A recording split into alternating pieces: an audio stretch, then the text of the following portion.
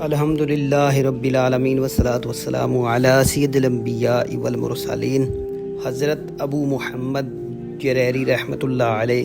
ان بزرگوں میں سے ہیں جو حضرت جنید بغدادی کے چوٹی کے مریدوں میں شمار ہوتے ہیں، اور حضرت سہل بن عبداللہ کی صحبت میں بھی آپ رہے۔ حضرت جنید بغدادی کی وفات کے بعد انہیں ان کا جانشین مقرر کیا گیا تھا۔ صوفیہ کے علوم سے انہیں بخوبی واقفیت حاصل تھی،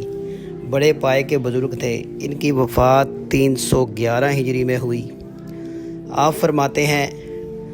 کہ نفس کی سرکشی کا انجام کیا ہوتا ہے،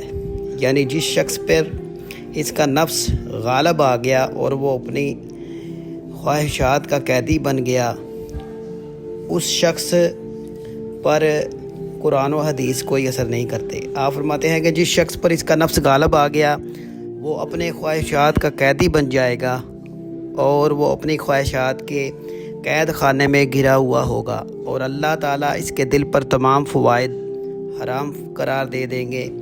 لہٰذا وہ اللہ کے کلام سے نہ لذت حاصل کر سکے گا نہ شرینی،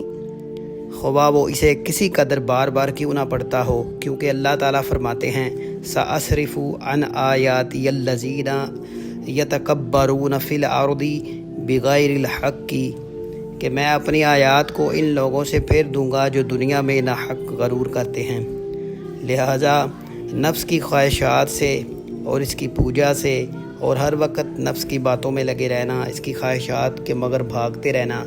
کہ یہ کر لو وہ کر لو، تو اس سے بچنا چاہیے۔ اس سے انسان کا دل سخت ہوتا ہے اور